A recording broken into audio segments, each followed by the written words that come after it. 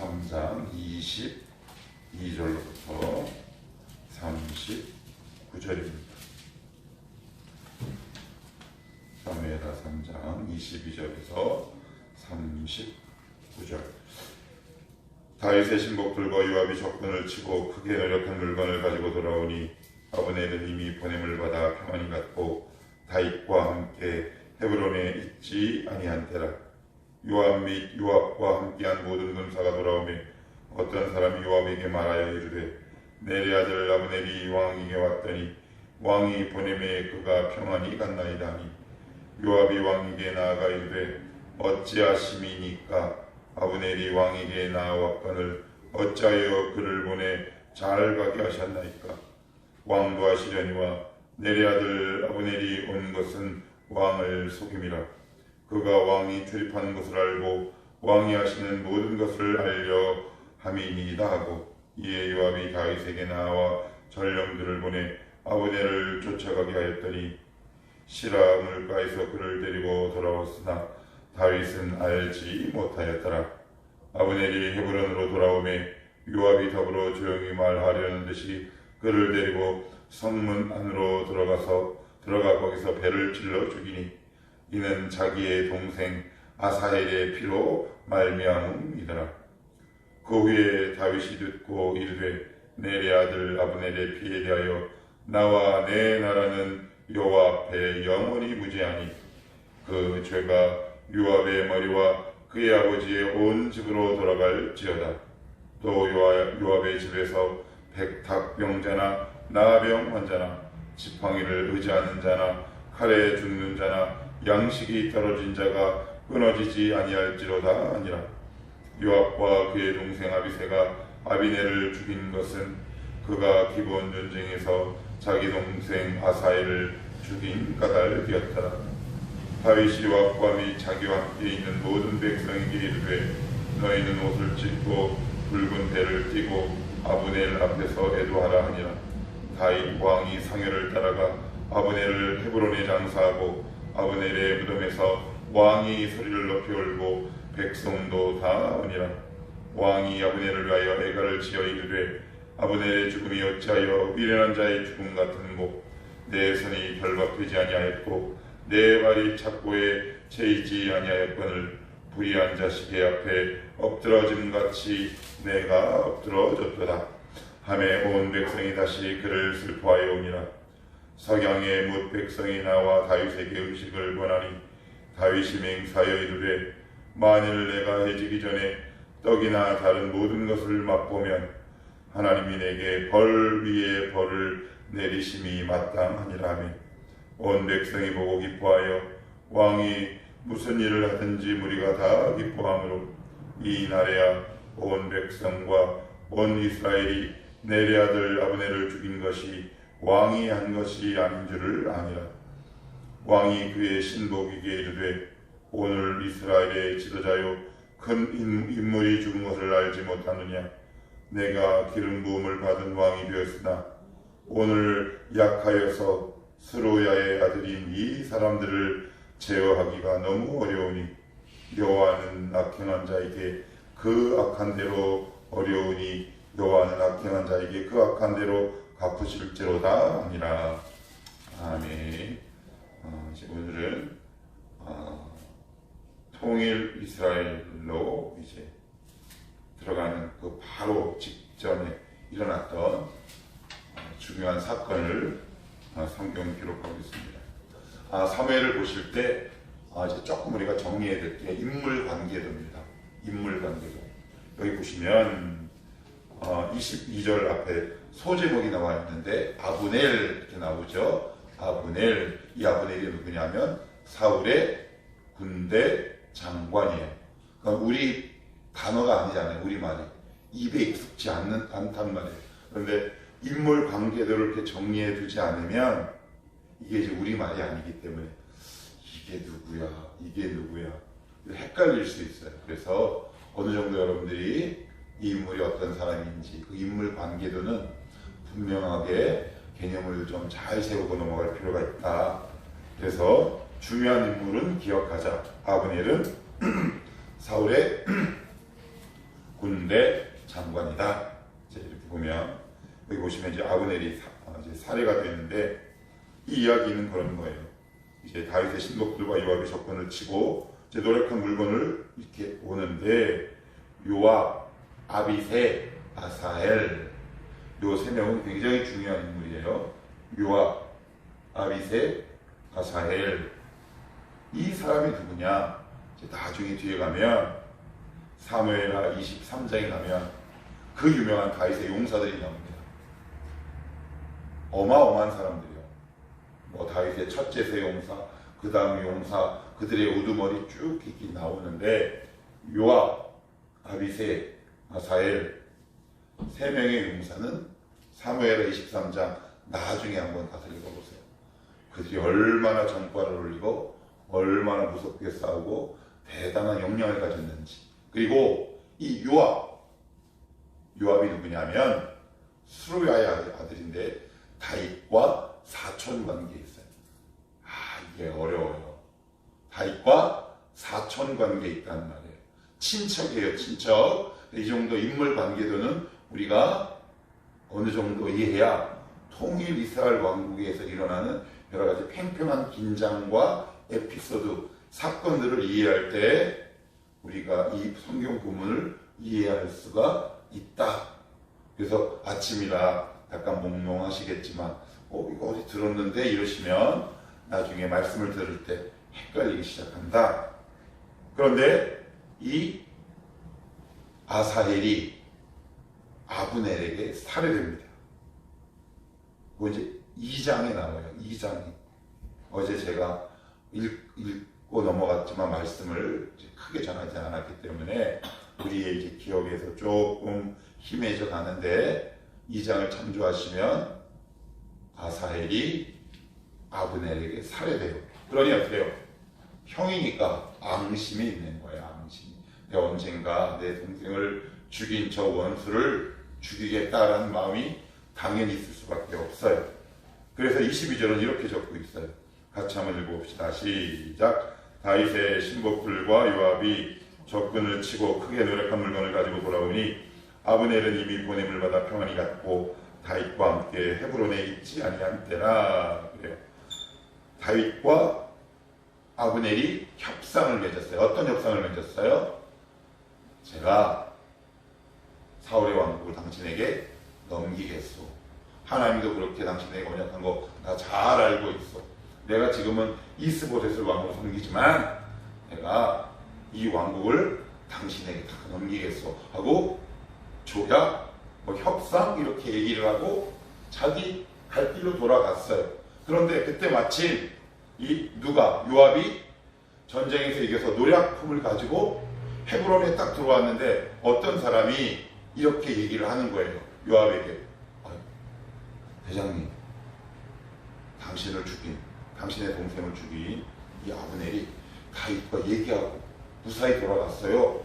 이제 이런 이야기를 전해주는 거죠. 그랬더니 어때요? 거기서 요압이 계략을 꾸미기 시작합니다. 어떤 계략을 꾸미느냐? 25절도 같이 한번 읽어볼까요? 시작. 왕도 아시려니와 넬의 아들 아브넬이 온 것은 왕을 속임이라. 그가 왕이 출입하는 것을 알고 왕이 하시는 모든 것을 알려 함이니이다 하고. 그래. 지금 누가 거짓말인가요? 아브넬은 거짓말한 거 아니에요. 그대로 지금 그 마음을 먹고 온 거예요. 누가요? 요압이 거짓말을 하는 거예요. 요압이. 두 가지 이유 때문에 그래요. 하나는 복수심. 여러분 이제 본문을 보시면 좀 의아하지 않아요? 여기 분명히 나중에 다윗을 왕이라고 부르는 호칭이 나온단 말이에요. 그런데 일개 신하가 한 나라의 왕을, 지금 왕과 저쪽 나라의 실질적인 왕이잖아요. 협상을 했어요. 그런데 일개 신하가 왕과 협상한 그 사람을 쫓아가서 죽인다? 이건 심각한 문제예요. 이게 심각한 문제라고요. 이게 우리나라 대통령이 있는데 대통령이 미국 대통령과 협상을 했는데 국방부 장관이 딱 가가지고 거기 잠깐 있으라고 그래. 문재인 전 대통령 아니면 윤석열이랑 협상한 게 무효야. 그러고 나서 그 사람 죽인다 그러면 분쟁 관계가 생기지 않겠습니까? 그러니까 지금 우리 식으로 이해한다 하더라도 지금 심각한 하극상과 반역 현상이 지금 발생하고 있는데 그것도 모자라 지금 이 요압은 거짓말을 하고 있는 거죠. 그래서 어떤 일을 벌이느냐? 27절입니다. 27절. 자, 같이 한번 읽어봅시다. 시작. 아브넬이 헤브론으로 돌아오매 요압이 더불어 조용히 말하려는 듯이 그를 데리고 성문 안으로 들어가 거기서 배를 찔러 죽이니 이는 자기의 동생 아사엘의 피로 말미암음이더라. 이게 심각한 문제가 일어나는 거예요. 그러니 왜 죽였을까요? 첫째는 자기 동생이 복수예요. 그런데 조금만 생각해 봅시다. 아무리 동생에 대한 복수가 극렬해도 이제 막 협상을 마치고 간 자기가 섬기고 있는 왕과 협상을 마치고 간 사람을 죽일 수 있을까요? 그러면 왜 죽였을까요? 그 이유는 다윗보다 요압이 힘이 셉니다. 이게 참 뒤에 살펴볼 거예요. 다윗보다 훨씬 힘이 세요. 그리고 아는 거죠. 자기와 사촌이라는 인맥관계를 피붙이라는 것을 안다는 거예요. 그 소식을 들은 다윗이 그를 이렇게 응대합니다. 자, 29절도 한번 해볼까요? 시작. 그 죄가 요압의 머리와 그의 아버지의 온 집으로 돌아갈지어다. 또 요압의 집에서 백탁병자나 나병 환자나 지팡이를 의지하는 자나 칼에 죽는 자나 양식이 떨어진 자가 끊어지지 아니할지로다 하니라. 그래. 이 말씀도 좀 이상해요. 이상해요. 지금 여러분이 왕이라면 어떡하겠어요? 자기를 무시하고 자기와 협상한 사람이 지금 살해돼서 자기 신하에 의해서 여러분 같으면 어떡하겠어요? 형사처벌해야죠. 목을 따야죠. 그 당시 좀 고대인데 그런데 그렇게 못해요. 왜 그런다고요? 자기보다 요압이 훨씬 힘이 센 거예요. 강한 거예요. 그를 따르는 추종 세력들이 다윗보다 훨씬 많은 거예요. 더구나 그 가문은 전통 대대로 용사의 집안이에요. 근데 다윗이 그를 저주하는데 이제 저주의 내용을 한번 봅시다. 거기 보시면 백탁병자이죠. 백탁병자. 요게 이제 두 가지 뜻이 있는데 성경에 보면 유출병이라는 표현이 나와요. 피부에서 진액이 흐르는 거 유출병, 혹은 이런 뜻이 더 많대요. 성병 환자라는 뜻이에요. 그러니까 무서운 저주예요. 그러니까 다윗의 분노가 얼마나 어마어마했는지를 알 수가 있는 거예요. 그것으로 끝나지 않아요. 나병 환자나 지팡이를 의지하는 자. 이게 무슨 말일까요? 평생 그 너희 가문에 장애인이 많을지어다라는 말이에요. 이거 무서운 말이죠. 무서운 말이에요. 또 이렇게 얘기해요. 칼에 죽는 자나 양식이 떨어진 자가 끊어지지 아니할지어다. 양식이 떨어지지 아니하는 자가 끊어지지 않는다. 굶어 죽는 자가 많을지어다라고 지금.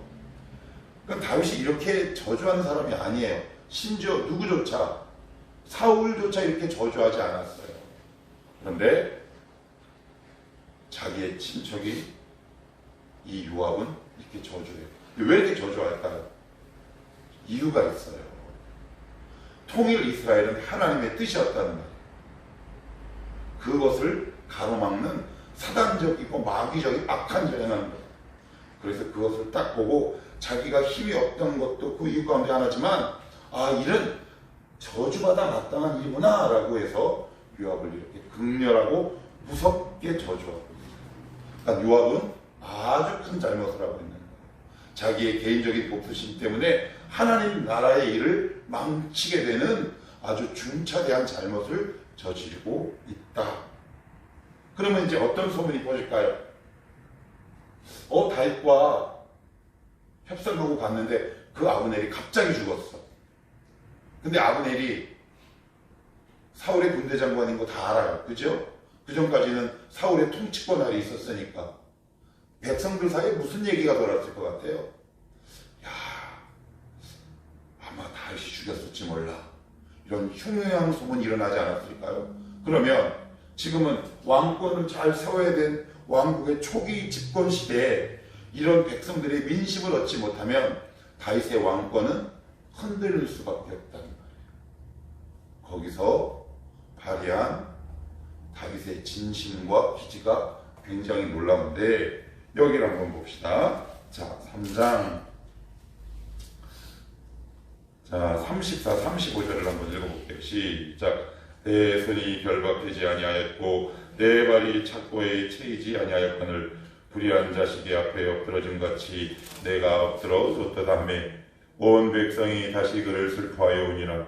서양의 뭇 백성이 나와 다윗에게 음식을 권하니 다윗이 맹세하여 이르되 만일 내가 해지기 전에 떡이나 다른 모든 것을 맛보면 하나님이 내게 벌 위에 벌을 내리심이 마땅하니라 하며 36절까지요. 온 백성이 보고 기뻐하며 왕이 무슨 일을 하든지 우리가 다 기뻐함으로 37절이요.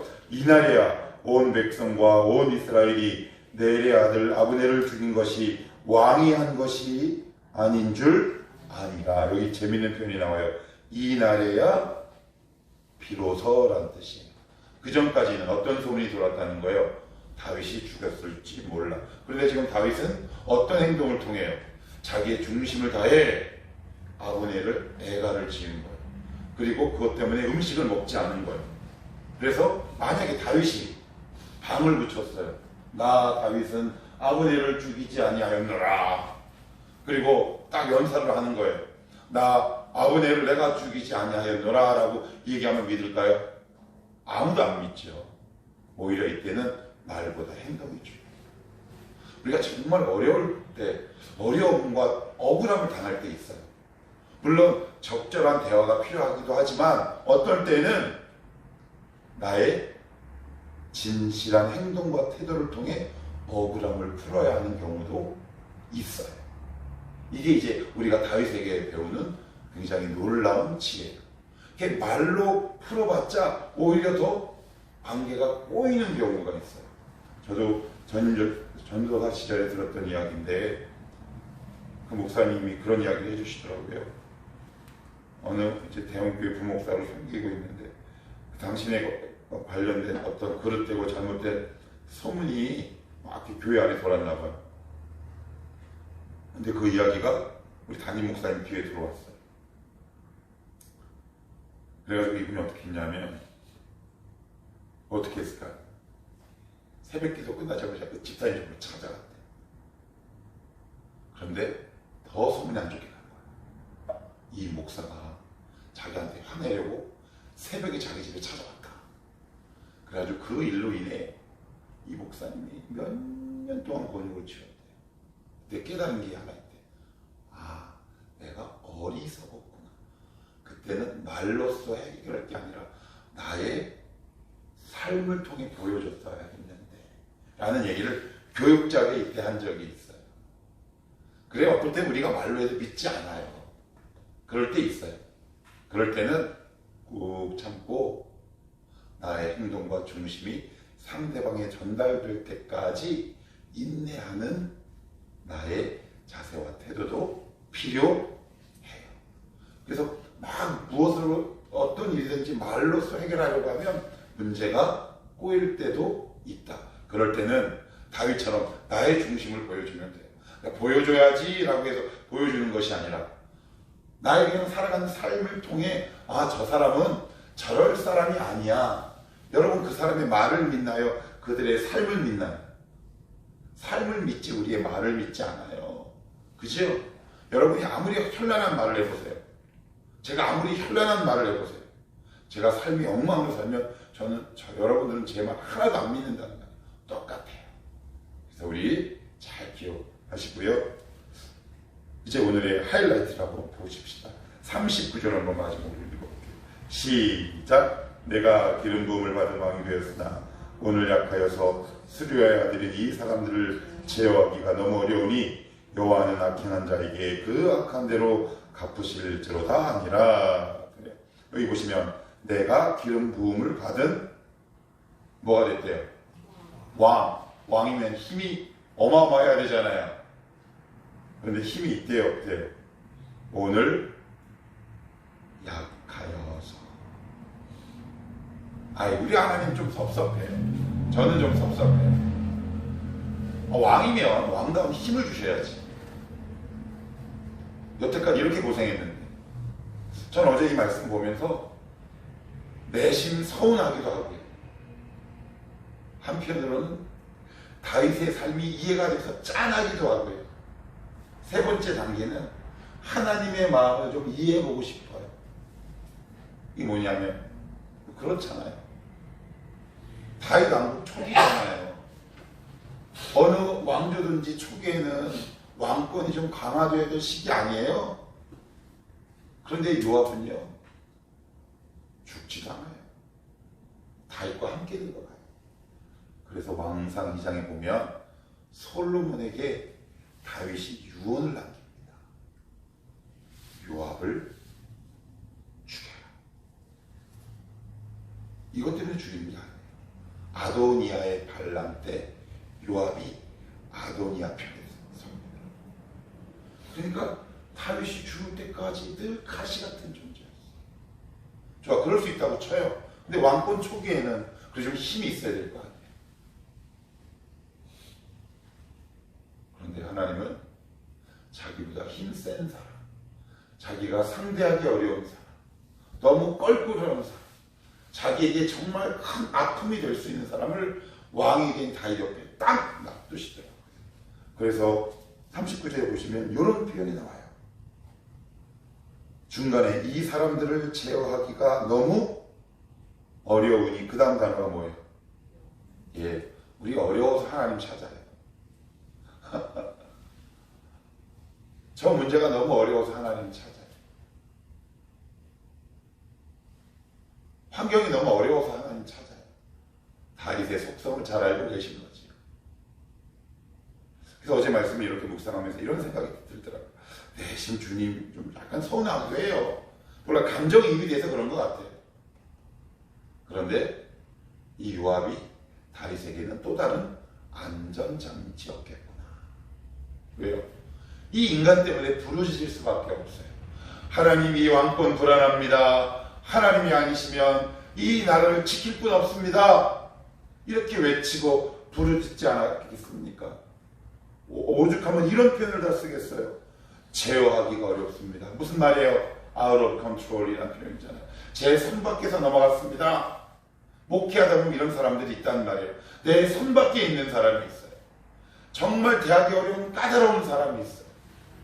정말 이 사람이 교회를 떠났으면 하는 사람도 있대요. 정말 감사한 건 아직까지 우리 교회는 없지만 그런 얘기를 얼마나 많이, 저는 정말 많이 봅니다.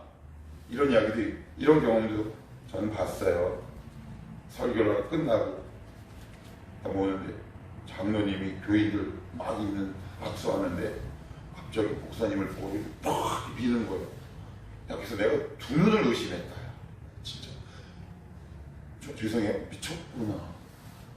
이게 머리를 확 이렇게 대서, 야, 이거는 아닌데. 아무리 악한 감, 그러니까 저는 왜 그랬는지 알아요. 자기 개인적인 소식을 주보에 실어주지 않았거든요. 깜빡하셨어요. 그럴 수 있죠, 사람인데. 그런데 교인들이 너무 당황하니까 악수하라고 막 이렇게 가더라고요. 그래서 제가 그분을 이렇게 모시고 한쪽으로 이렇게 간 적이 있었는데, 그 정도 되지 않을까요? 그래서 다윗은 부르짖었대요. 외쳤대요. 이왕이면 좀 깔끔하게 좀 싹 정리해 주시면 할렐루야인데, 감사함금하게 했는데, 내가 목회하겠는데, 일하겠는데, 이 요압 때문에 참 힘들었을 것 같아요. 근데 어떻게 해요? 하나님이 요압을 남겨두셨어요. 자기가 컨트롤할 수 없는 사람, 자기가 컨트롤할 수 없는 환경, 이것 때문에 부르짖어요. 여러분 어떤 사람이 있으세요? 어떤 환경이 있으세요? 아니면 하나님의 일처리가 좀 매끄럽지 않아서 혹시 마음이 섭섭하신 상황이 있으세요? 그래서 저는 아침에 어제 저녁에 이런 결단을 했어요. 이 말씀을 보면 그래, 내가 이 악물고 감사한다. 아니, 감사하고 싶은 마음 솔직히 없어요. 저는 있어요. 그래서 제가 마음을 먹었어요. 그래, 내가 이를 악물고 감사하겠다. 원망이 이기나 나의 감사의 선포하기나 한번 해보자. 나 반드시 감사의 고백이 원망을 이기게 할 것이다. 그죠? 예. 유압 같은 사람, 유압 같은 환경, 유압 같은 여건이 있을 수 있어요. 매끄럽지 못한 주님의 일처리 때문에 입이 이렇게 나올 수 있어요. 그 입을 쏙 넣으시고 원망이 나를 주관하고 다스리는 것이 아니라 나의 의지와 결단을 통해 하나님 오늘도 이 감사의 고백이 나의 원망을 누를지어다. 오늘도 나의 삶이 하나님을 향한 감사와 찬양으로 물들이는 하루가 되게 하옵소서. 힘들지만 이렇게 고백하며 나아갈 때 여전히 이 사람은 내 앞에 있지만 이것이 나를 뒤덮는 것이 아니라 오히려 내가 이것을 이기고 극복하는 또 다른 귀한 믿음의 촉매제가 될 줄로 믿습니다.